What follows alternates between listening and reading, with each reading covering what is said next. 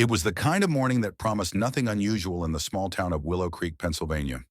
The streets were still damp from the night's rain, and the early risers were already sipping coffee in local diners. Detective Amanda Kane, a seasoned investigator with a reputation for cracking impossible cases, had just parked her car outside the precinct when the call came in. Amanda, her partner, Detective Tom Blake, greeted her with urgency as she stepped out of her car. "We've got a situation." Amanda adjusted her coat and followed Tom inside. The police station buzzed with activity. Officers whispered in hushed tones, and the tension was thick in the air. Tom handed her a tablet with photos from the scene. "Male victim, late 20s, Tom began, his voice grave. "Found in his apartment early this morning. Cause of death, it's disturbing."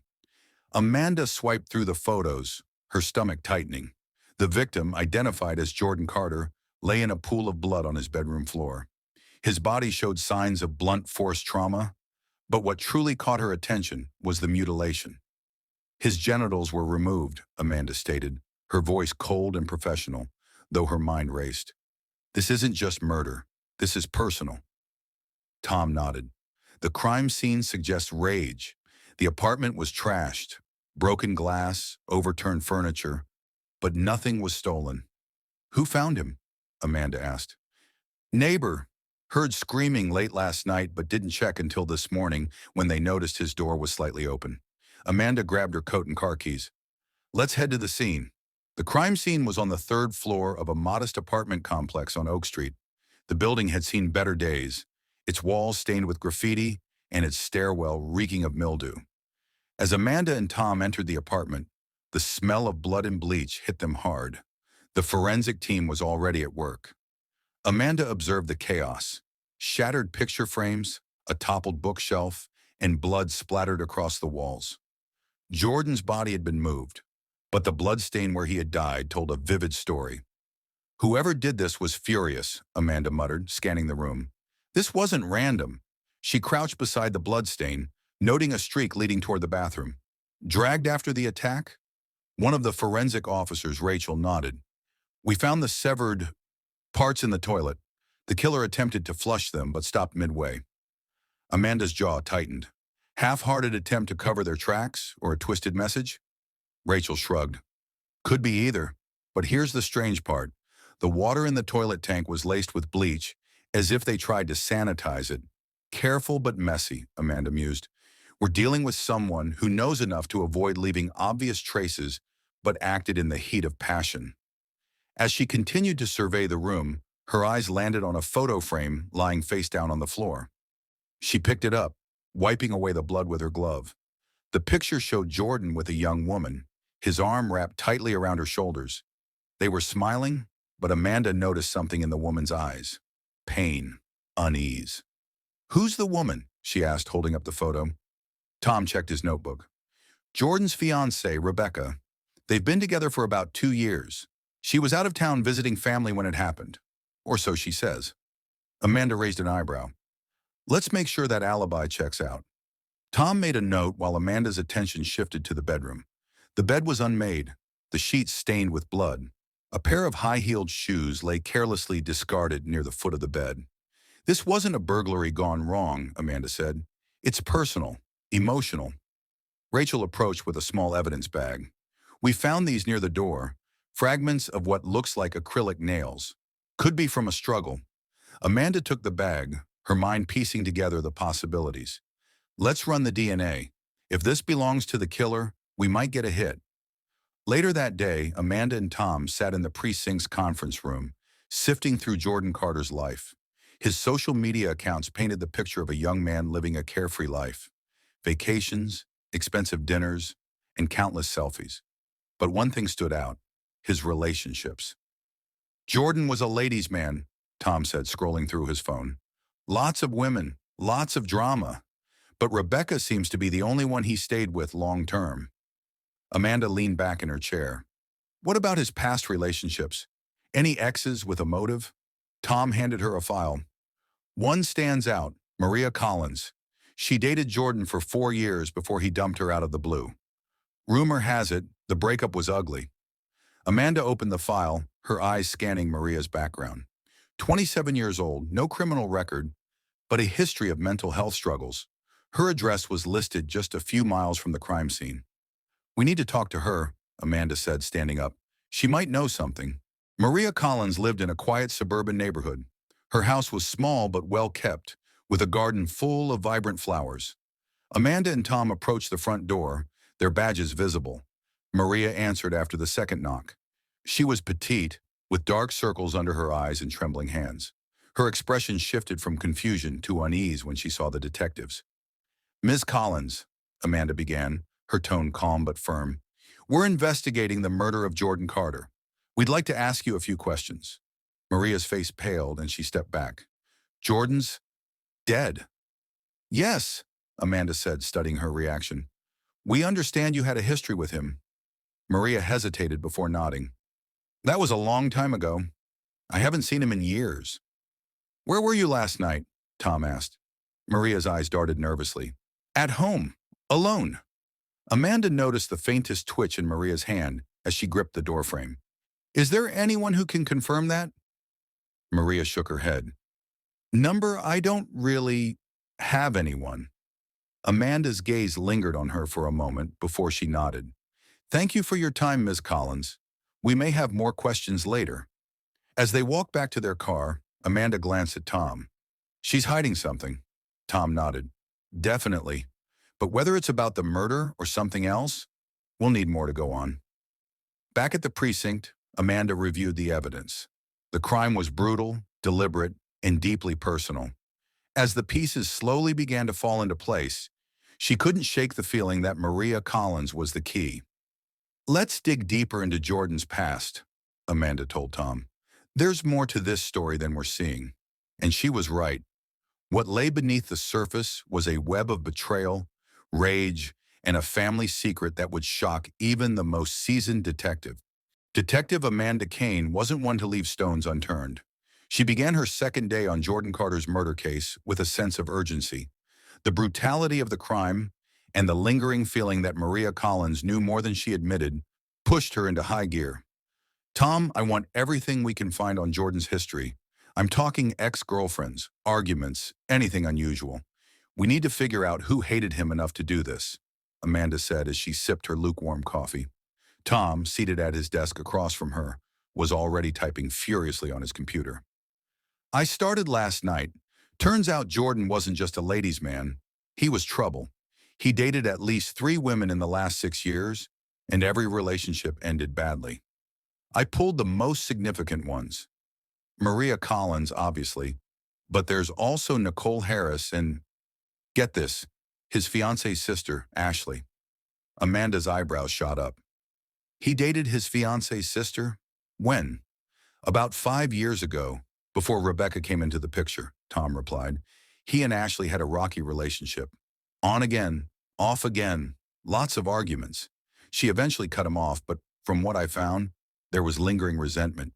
Amanda leaned back, considering the implications. "What's Rebecca's relationship like with her sister now?"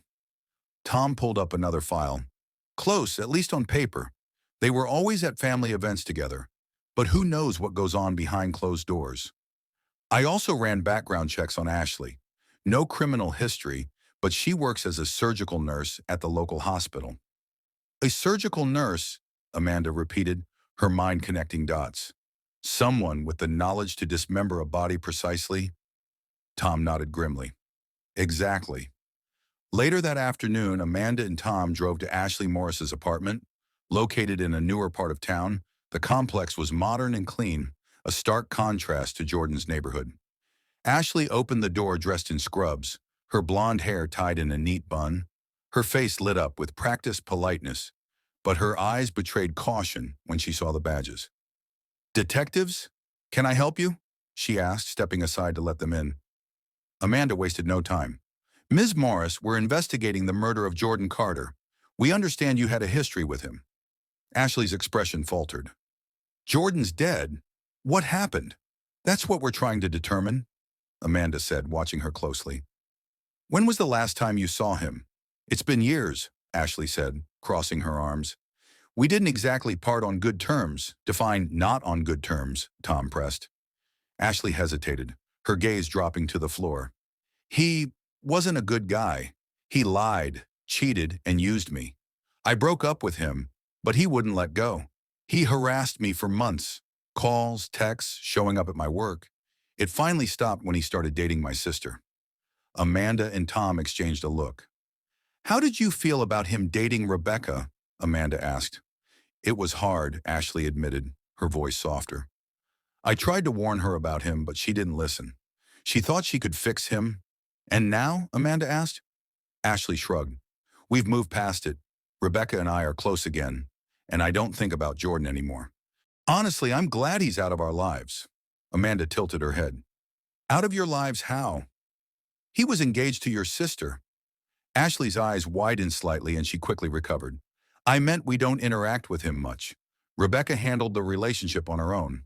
Tom broke in. Where were you last night, Miss Morris? Ashley frowned. I was working a double shift at the hospital. You can check with my supervisor. Amanda studied her for a moment before nodding. We'll do that. Thank you for your time, Ms. Morris. As they left, Amanda turned to Tom. She's holding something back. I could see it in her face when we mentioned Rebecca. Tom agreed. We'll confirm her alibi, but you're right. There's more to this story. Back at the precinct, Amanda decided to dig deeper into Rebecca's connection to Jordan. She requested Rebecca come in for questioning, and by the evening, the young woman arrived at the station. Rebecca Carter was stunning in an understated way. Her dark hair fell in loose waves around her shoulders, and her eyes carried a mix of grief and exhaustion. Thank you for coming in, Miss Carter, Amanda said as Rebecca took a seat. Of course, Rebecca replied softly. I want to help however I can. I still can't believe Jordan is gone. Amanda nodded, leaning forward. Rebecca, I know this is difficult, but we need to ask you some personal questions about Jordan. Rebecca shifted uncomfortably but nodded. Okay, how was your relationship with him? It was, complicated, Rebecca admitted. Jordan could be charming, but he had a dark side. He could be controlling, manipulative. I thought I could help him change, but her voice trailed off. Amanda let the silence linger before asking, did you know about his past relationships? Specifically with your sister, Ashley? Rebecca's face darkened. Yes, he told me about it when we started dating. It was awkward at first, but Ashley assured me she was fine with it. She said she didn't care about him anymore. And was that true? Rebecca hesitated. I don't know. Ashley never really talked about her feelings, but sometimes I got the sense she resented me for dating him. We had some tense moments early on, but things eventually got better. Did Jordan ever mention any threats or conflicts with anyone recently? Tom asked. Rebecca shook her head. He was secretive, though. He kept a lot to himself. I always felt like he had something to hide. Amanda exchanged a glance with Tom. Rebecca, where were you last night? I was visiting my parents in upstate New York, Rebecca said quickly. I left on Friday and just got back this afternoon. My mom and dad can confirm. Amanda made a note. Thank you, Rebecca. That's all for now, but we may have more questions later. As the investigation progressed, Amanda and Tom hit several roadblocks. Ashley's alibi checked out, as did Rebecca's, leaving them with no solid leads. But Amanda couldn't shake the feeling that something was missing, something critical. The breakthrough came 2 days later when the DNA results on the acrylic nail fragments returned. They belonged to none other than Maria Collins. Amanda stared at the report, her instincts screaming that they were on the verge of unraveling something huge. Tom, she said, grabbing her coat, we're bringing Maria in for questioning. I think it's time we find out what she's really hiding. Detective Amanda Kane wasted no time. With the DNA evidence pointing to Maria Collins, she and Tom drove straight to her small, modest home. The atmosphere inside the car was heavy with anticipation. Both detectives felt the tension, knowing this could be the moment they cracked the case wide open. When Maria opened the door, her face froze. Her makeup was lighter today, her hair tied back neatly. The sight of the detectives caused her shoulders to slump slightly, as though she had been expecting this visit. Ms. Collins, we need you to come with us to the station for further questioning, Amanda said firmly. Maria hesitated for a moment, her eyes darting from Amanda to Tom. I told you everything I know. Actually, Amanda interjected, holding up a folder, The DNA evidence from the scene says otherwise. We found your DNA on the victim's body. Now you can explain this at the station, or we can get a warrant. Maria's face went pale and her lips trembled as she nodded silently. Seated in the interrogation room, Maria looked smaller than she had at her home.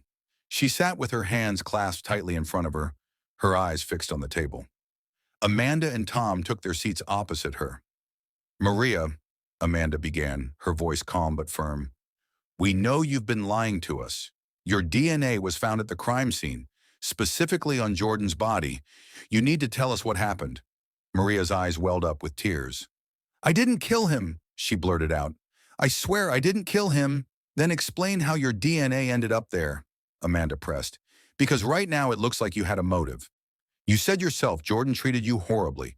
5 abortions, and then he left you for your own sister? Maria flinched at the mention of the abortions. She wiped her face with trembling hands, the weight of her secrets crashing down on her. Fine, she whispered. I'll tell you everything. But you have to believe me. I didn't mean for things to go this far.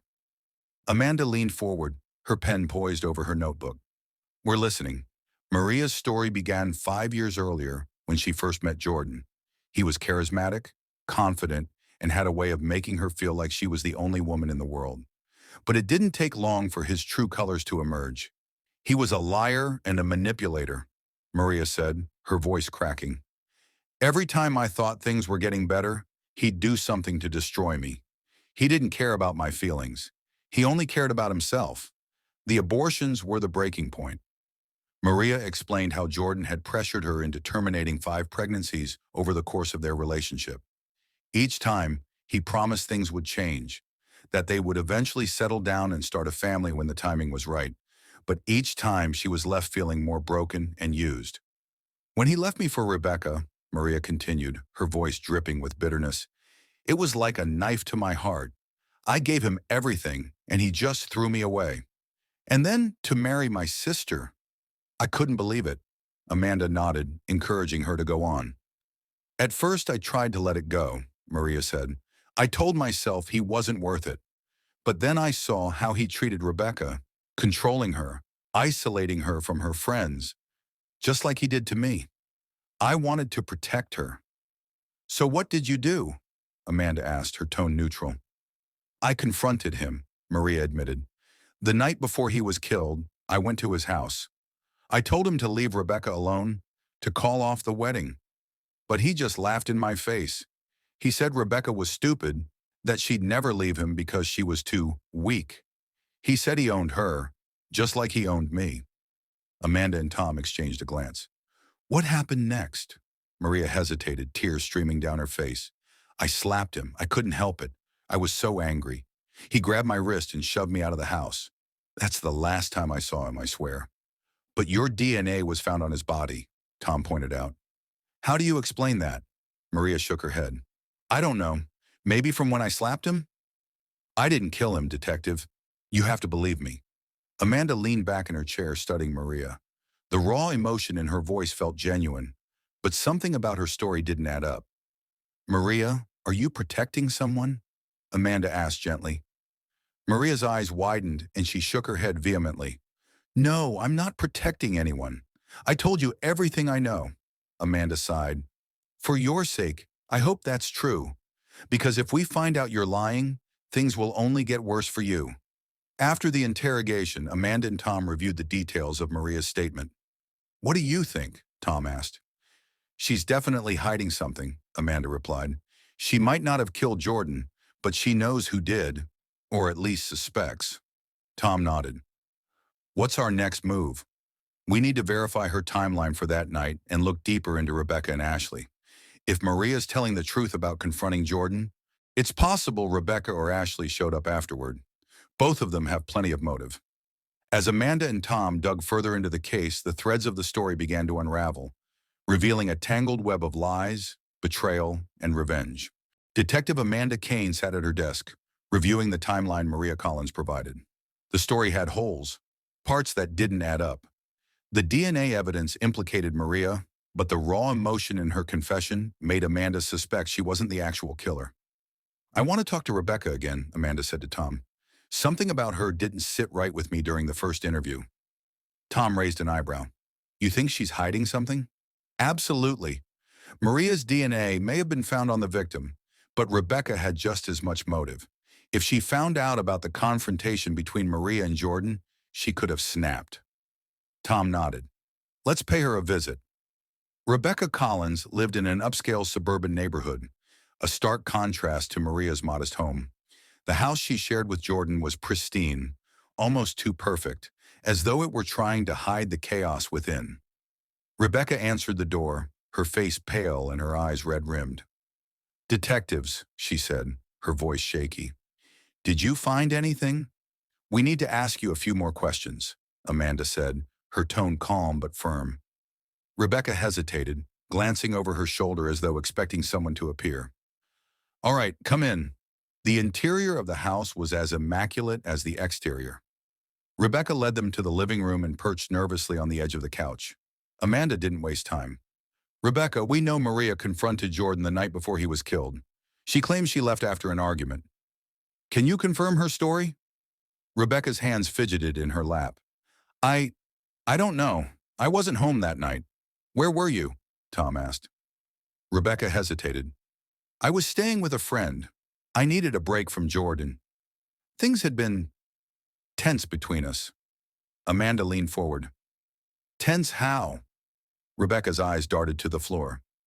He was controlling, manipulative, the same way he treated Maria. I thought he'd change after we got engaged, but it only got worse. Why didn't you tell us this before? Amanda pressed. Rebecca's voice cracked. Because I was scared. Jordan had a way of making you feel like you couldn't escape. He always knew what to say to keep you in line. Did you know about Maria confronting him? Tom asked. Rebecca nodded slowly. She told me she was going to.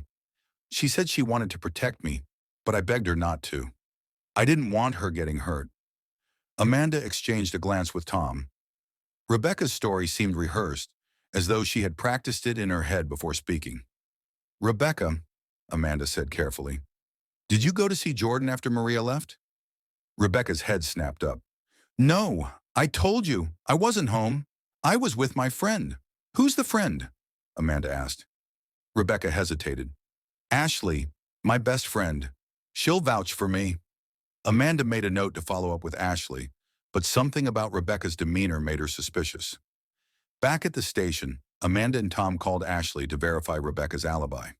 Ashley seemed reluctant to talk at first, but under Amanda's firm questioning, she eventually admitted the truth. Rebecca wasn't with me that night, Ashley confessed. She asked me to cover for her, but I didn't think it would come to this. Amanda's heart raced. Where was she? I don't know, Ashley said. She wouldn't tell me. She just said she needed an alibi, and I didn't want to get involved. Amanda hung up the phone and turned to Tom. Rebecca lied. She wasn't with Ashley that night. Tom's brow furrowed. So, where was she? That's what we need to find out, Amanda said. The next morning, Amanda and Tom brought Rebecca in for questioning. This time, Amanda didn't hold back. Rebecca, she began, her tone sharp. We know you weren't with Ashley the night Jordan was killed. She admitted you asked her to lie for you. So I'm going to ask you again. Where were you? Rebecca's face turned ghostly pale. She opened her mouth to speak, but no words came out. Were you at Jordan's house? Amanda pressed. Rebecca shook her head, tears streaming down her face. I didn't kill him, she sobbed. I swear I didn't kill him. Then tell us the truth, Amanda said, because right now you're looking very guilty. Rebecca broke down completely, her body shaking with sobs. I was there, she admitted. But I didn't kill him. Start from the beginning, Amanda said firmly. Rebecca took a deep, shuddering breath. After Maria told me she was going to confront Jordan, I got scared. I knew how he could be, how violent. I didn't want her to get hurt, so I went to his house to stop her. And what happened when you got there? Tom asked. He was already dead, Rebecca whispered. I walked in, and he was lying on the floor. There was blood everywhere. I panicked. I didn't know what to do. Why didn't you call the police? Amanda asked. Rebecca shook her head. I was scared they'd think I did it. I mean, I had every reason to want him dead, but I swear I didn't kill him. Amanda studied Rebecca's face, searching for any sign of deception. Did you see anyone else there? Anyone who might have done it? Rebecca hesitated. No, but the front door was unlocked when I got there. Maybe someone else came in after Maria left. Amanda leaned back in her chair, her mind racing. Rebecca's story raised more questions than answers. If she didn't kill Jordan, then who did? And why was the door unlocked? As Amanda and Tom left the interrogation room, they knew the case was far from over. Someone was lying, and they were determined to find out who. The investigation was hitting a boiling point. With Rebecca's confession about being at the crime scene but claiming innocence, Amanda and Tom knew they were closer to the truth. However, Rebecca's claim that the door was unlocked added an unsettling layer. Here's the thing, Amanda said to Tom as they pored over their notes. If Rebecca walked in and found Jordan already dead, where's the murder weapon? And why would Maria's DNA still be the most prominent at the scene? Tom rubbed his temples. Someone else could have been there, cleaned up and left without leaving a trace, or Rebecca's lying about not seeing anyone. Either way, Amanda said, grabbing her coat, we need to retrace the steps of everyone involved, especially Maria and Rebecca. Let's look into Jordan's life again. Maybe someone else had a motive to kill him. Jordan Monroe had never been a saint. As Amanda and Tom dove deeper into his past, they uncovered a trail of broken relationships, financial troubles, and enemies. Jordan had been drowning in debt, gambling debts to be exact. One of the loans he had taken out was with a local loan shark, a man named Victor Greaves who had a reputation for violence. Victor has motive, Tom said, looking over the files. If Jordan didn't pay up, Victor could have sent someone to teach him a lesson. Amanda nodded. Let's pay Victor a visit. If nothing else, we can rule him out, or tie him in. Victor Greaves operated out of a rundown bar on the edge of town. When Amanda and Tom walked in, the stench of stale beer and smoke hit them instantly. Victor sat in a corner booth, his large frame taking up most of the space. Detectives, he said with a smirk as they approached. What brings you to my humble establishment? Amanda didn't bother with pleasantries. We're here about Jordan Monroe. He was found dead 3 days ago. Victor raised an eyebrow. Tragic, he said, though his tone was anything but sympathetic. Cut the act, Tom said. We know Jordan owed you money, a lot of money. Where were you the night he was killed? Victor chuckled, leaning back in his seat. Relax, I'm not your guy. Yeah, Jordan owed me, but he wasn't worth the trouble. A dead man doesn't pay debts. Maybe you sent someone to scare him, and it got out of hand? Amanda suggested. Victor shook his head. I didn't send anyone. And before you start thinking I'm lying, you can check my alibi. I was here all night, and half the bar saw me. Amanda and Tom exchanged a glance. Victor's confidence suggested he was telling the truth, but they weren't ready to rule him out completely. Don't leave town, Amanda warned as they left. Later that day, Amanda received a call from the forensic lab. We found something interesting, the forensic analyst said. When we tested the blood samples from the crime scene, we found trace amounts of a sedative, diazepam, in Jordan's bloodstream. Amanda's heart raced. He was drugged before he was killed? Exactly, the analyst confirmed. The amount wasn't enough to knock him out completely, but it would have left him groggy and disoriented. Amanda hung up and immediately called Tom. Jordan was drugged before he was killed. This changes everything. Do we know who had access to the sedative? Tom asked. Not yet, Amanda said, but I have a feeling this connects to Rebecca or Maria. Let's dig into their medical histories and see if either of them had access to prescription drugs. Amanda's hunch paid off. Rebecca had been prescribed diazepam a few months earlier for anxiety. Rebecca's prescription puts her directly in the crosshairs, Amanda said, showing the report to Tom. Maria could have used Rebecca's meds to set her up, Tom suggested. Maybe, Amanda said, but Rebecca's been lying since the start. It's time we confront her again. Rebecca was brought back to the station for further questioning. This time, Amanda and Tom didn't hold back. We know Jordan was drugged before he was killed, Amanda said, and we know you had access to diazepam. Care to explain? Rebecca's eyes widened and her breathing quickened. I don't know what you're talking about. Amanda slammed a file onto the table. Stop lying, Rebecca. You were at the crime scene. You had motive. And now we know you had access to the drug found in Jordan's system. This is your last chance to tell the truth. Rebecca broke down, tears streaming down her face. I didn't mean to kill him, she sobbed. Amanda and Tom leaned in, their hearts pounding. Go on, Amanda urged. I just wanted to scare him, Rebecca admitted. I couldn't take it anymore. His control, his threats. I put the sedative in his drink to calm him down. But then Maria showed up. What happened when Maria got there? Amanda asked. She confronted him, like she said she would. They argued, and she slapped him. I stayed hidden. I didn't want her to know I was there. But after she left, Jordan started yelling at me. He found me hiding in the hallway, and we got into a fight. I grabbed the closest thing I could find, a candlestick, and I hit him. I didn't mean to kill him. I swear. Rebecca buried her face in her hands, her body racked with sobs. Rebecca's confession tied everything together.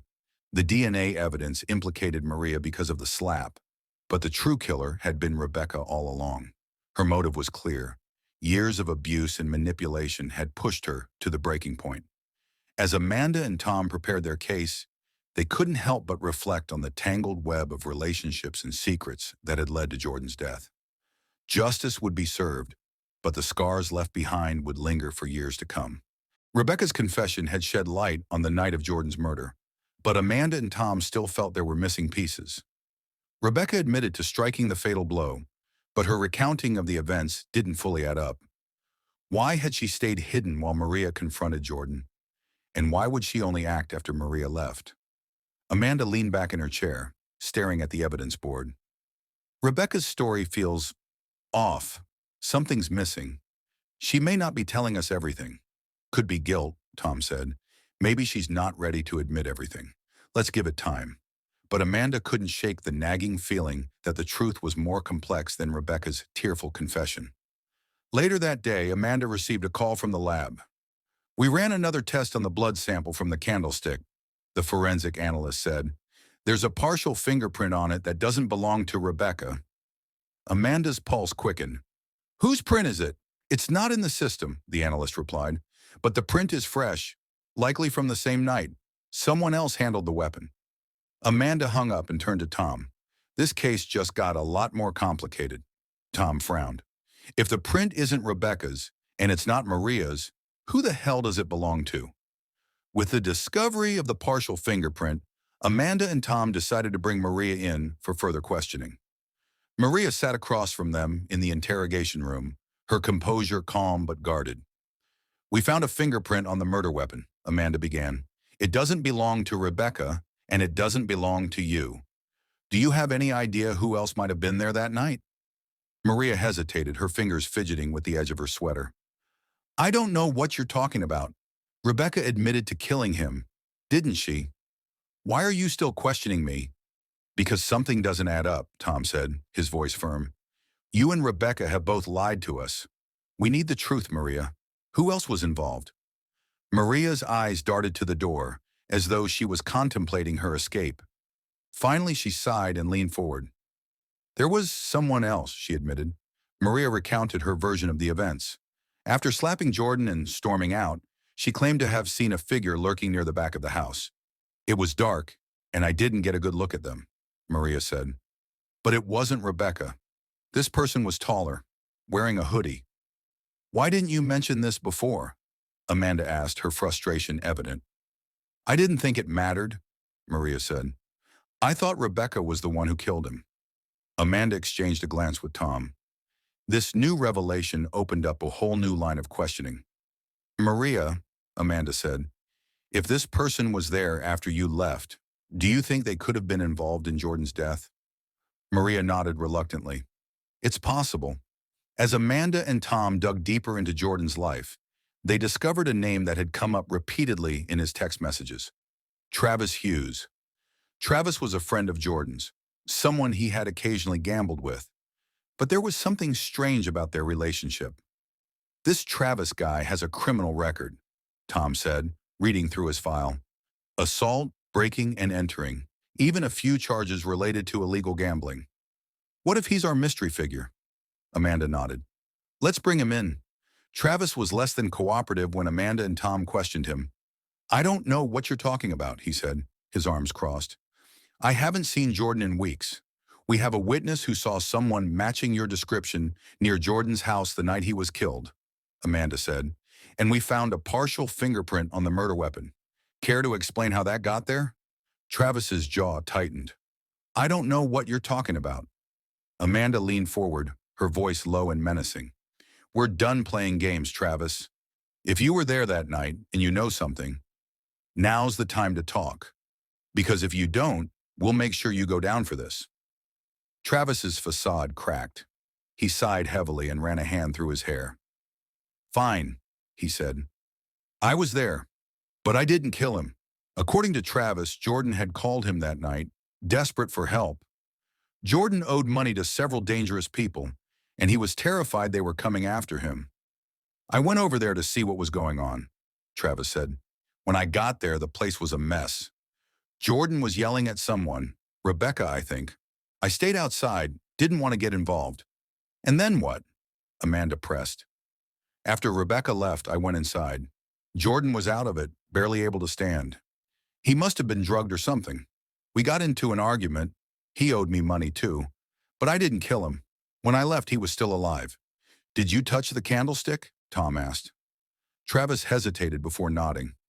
Yeah, I picked it up, but I didn't use it, I swear. Travis's account aligned with parts of Rebecca's story, but it also introduced new questions. If Travis had left Jordan alive, then Rebecca's claim of self-defense still stood. But Amanda couldn't shake the feeling that the case wasn't as straightforward as it seemed. There was still one piece of the puzzle missing, a motive that tied everything together. As they prepared to bring Rebecca back in for one final round of questioning, Amanda knew they were on the brink of uncovering the full truth. Rebecca sat in the interrogation room, her hands trembling slightly as Amanda and Tom walked in. This time, there was no hesitation in Amanda's approach. She laid the photograph of the crime scene and the report of Travis's confession on the table in front of Rebecca. We need the full truth, Rebecca, Amanda said, her voice firm but not unkind. We know Travis was there that night. We know Jordan was alive when he left. Your story doesn't add up, and we need to know why. Rebecca's eyes darted to the photo. Her shoulders slumped, and she exhaled shakily. I told you everything I could, Rebecca said, her voice barely above a whisper. No, Amanda said sharply. You told us what you thought we wanted to hear, but the evidence doesn't lie. There's a missing piece here, Rebecca, and you're the only one who can give it to us. Rebecca sat silently for a long moment, tears welling in her eyes. Finally, she spoke. It wasn't supposed to happen this way, she began. I didn't mean to kill him. I snapped. Go on, Tom urged, his notepad at the ready. Rebecca took a deep breath. After Maria left, I confronted Jordan again. He was yelling at me, threatening me. He said he'd ruin my life if I ever told anyone about the abortions, about what he'd done to me. I was so angry. I grabbed the candlestick. I don't even remember swinging it. Amanda leaned forward. Rebecca, we found another fingerprint on the candlestick. Someone else handled it. Was it Travis? Rebecca shook her head. Number it was Maria. Tom and Amanda exchanged a stunned glance. Rebecca's voice wavered as she continued. Maria came back after I hit him. She saw what I'd done and freaked out. She said we needed to make it look like an accident. She wiped down the candlestick and helped me clean up the scene, but she must have touched it again before leaving. Why didn't you tell us this before? Amanda demanded. I didn't want Maria to get dragged into this, Rebecca said. She's my sister. She didn't kill him. I did. She was just trying to protect me. Tom tapped his pen against the table. There's still one thing I don't understand. If Jordan was threatening you, why not just walk away? Why did it escalate to murder? Rebecca's jaw tightened. Because I couldn't let him ruin Maria's life too. He was cheating on her, lying to her, manipulating her, just like he did to me. I couldn't stand by and let him destroy her the way he destroyed me. Amanda's stomach turned as she realized the depth of Rebecca's rage and desperation. Jordan's betrayal had pushed her to the breaking point. With Rebecca's confession, Amanda and Tom decided to bring Maria back in for questioning. When Maria entered the interrogation room, her composure cracked as soon as she saw the evidence Amanda had laid out. Rebecca's updated statement, the fingerprint analysis, in a timeline of the events. "You lied to us, Maria," Amanda said, her tone cold. "You were there when Jordan died. You helped Rebecca cover it up." "Why?" Maria burst into tears. "She's my sister. I couldn't let her go to jail for something that wasn't entirely her fault.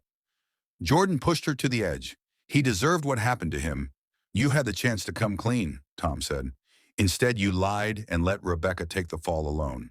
That makes you an accomplice." Maria sobbed into her hands, unable to argue. Amanda and Tom filed their final report the next day. It was a complex case, one that involved tangled relationships, deep-seated resentment, and a moment of violence that had spiraled out of control.